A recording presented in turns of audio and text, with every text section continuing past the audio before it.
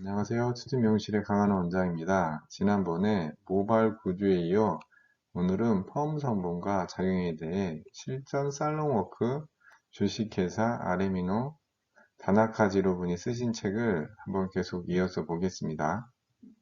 펌약은 단백질 구조를 끊고 다시 재결합시키는 역할입니다. 모질 파악 후에 맞는 약과 전처리 트리트먼트 같은 것을 잘 이용해서 손상을 최소화하면 될 것 같습니다. 폼제의 기초 지식, 약제 작용 원리와 성분을 확인하자. 기본적인 골드펌의 펌 시술의 원리와 약제를 확인해 봅시다. SS 결합, 시스틴 결합, 이온 결합, 염결합, 수소 결합. 예. 모발 내부에 존재하는 세 가지 결합, 즉 SS 결합, 시스틴 결합, 이온 결합, 염결합, 수소 결합에 의해 모발의 탄력 있는 구조를 유지하고 있습니다. 예. 일제도포, 알카리제에 의해 모발이 팽윤하고 침투한 한원제 SS 결합을 절단, 이온 결합, 수소 결합도 끊어져 모발이 연화됩니다. 예. 어떤 약을 사용해도 똑같은 원리겠죠. 로트가 말린 상태에서 결합이 절단됩니다. 이제도포, 일제로 절단된 SS 결합, 이온 결합을 산화제를 통해 웨이브 상태로 재결합합니다. 재결합에 의해 웨이브가 형성됩니다.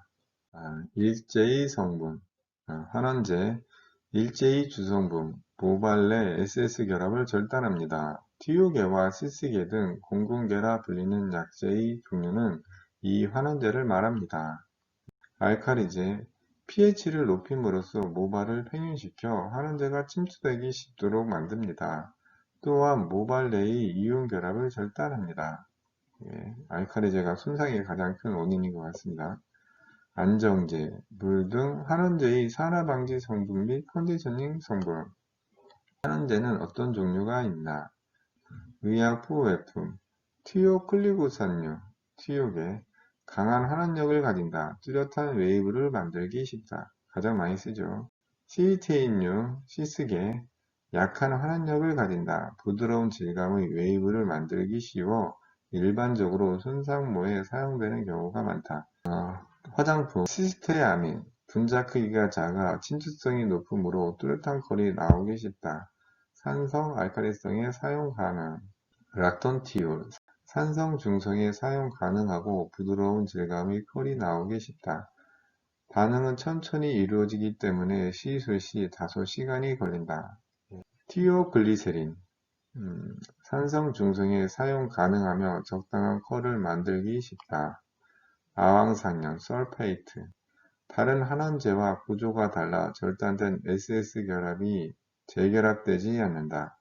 모발에 대한 부담이 적은 만큼 얇은 노트를 사용하거나 가온에 컬을 만들 필요가 있다. 예. GMT, 티오클리고산, 글리세린, 산성 중성에 사용 가능하며 손상모에 사용할 수 있다. 반응이 천천히 이루어져 시술 시간이 걸리지만 완성 컬은 부드럽다. 사용 직전에 혼합해야 한다. 그죠? EJ 성분, 산화제는 어떤 종류가 있나? 의약부 외품, 과산화수소, 산화작용이 강해 짧은 방치시간으로도 가능. 반응 후 모발 내에 수분만 남기 때문에 풍성하고 부드러운 컬을 만들기 쉽다. 화장품, 치수산 나트륨, 브롬산염, 산화작용이 약해 충분한 방치시간이 필요. 반응 후 모발 내에 염분이 남기 때문에 모발에 탄력이 생겨 확실한 엣지를 만들기 쉽다. 산화제, EJ 주성분, 일제로 절단된 SS 결합을 산화하여 재결합시킵니다. 안정제의 물 등 pH를 유지하여 안정시키는 pH 조정제, 컨디셔닝 성분, 과산화수소는 화장품에 배합해서는 안 되는 성분이므로 화장품 분류의 일제를 사용한 경우 과산화수소 이제를 사용할 수 없습니다. 어떤 계열의 일제를 사용하는가가 가장 중요. 고객의 모질이나 손상도에 맞춰 선택해야 합니다. 예, 모질에 맞게 선택해야겠죠. 포함 약제 Q&A. 의약품 외품과 화장품 무엇이 다른가? 환원제에는 의약품 외품과 화장품 모두 배합 가능한 성분과 화장품에만 배합 가능한 성분이 있습니다. 의약품 외품 펌제 의약품 외품 펌제와 화장품 등록 컬링제 모두 배합 가능한 성분 티오클리고산 시스테인 화장품 등록 컬링제에만 배합 가능한 성분 시테아민, 락톤티올, 아항산염, GMT, 티오글리세린 화장품 등록 컬링제 화장품 등록 컬링제는 컬 형성력이 약하다. 2009년 12월 화장품 등록 컬링제 배합 가능한 성분이 상한을 정하는 기준 일본 퍼머넌트 웨이브제 공업조합의 자체 기준이 바뀌었습니다. 그 전까지 화장품 성분의 환원제 농도는 2%였는데 새로운 기준에서 7%까지 완화되었습니다. 이에 따라 강한 컬 형성력을 가진 화장품 등록 컬링제를 만들 수 있게 된 것입니다.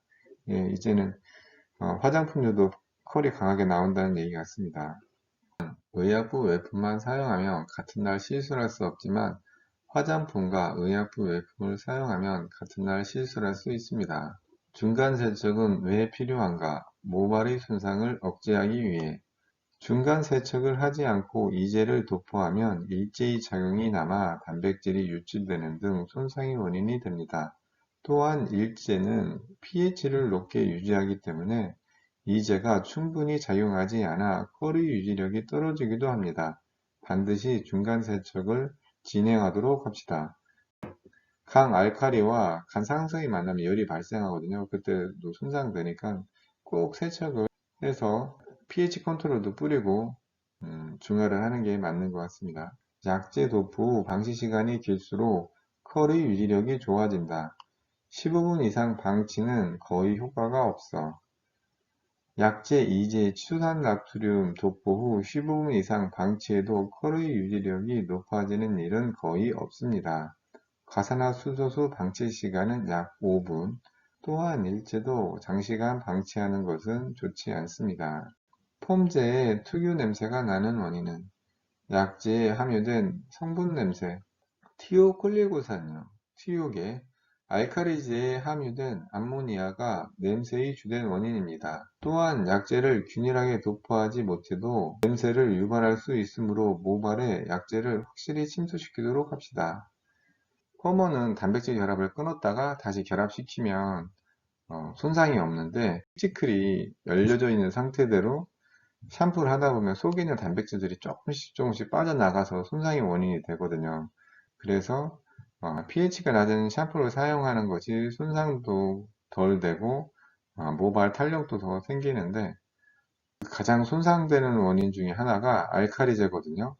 암모니아가 있는데 암모니아는 어느 정도 시간이 지나면 때문에 날아가잖아요. 그래서 다시 닫아줘서 열리지가 않는데 모노에탄올이라는 그 알카리제인데 시간이 지나도 계속 열려있는 상태로 남아있기 때문에 그런 약을 썼을 때는 세척을 잘하고 거기다가 pH 컨트롤도 뿌리고 빠져나가지 못하게 안정제 같은 거를 발라서 손상을 최소한으로 억제하면 좋겠습니다.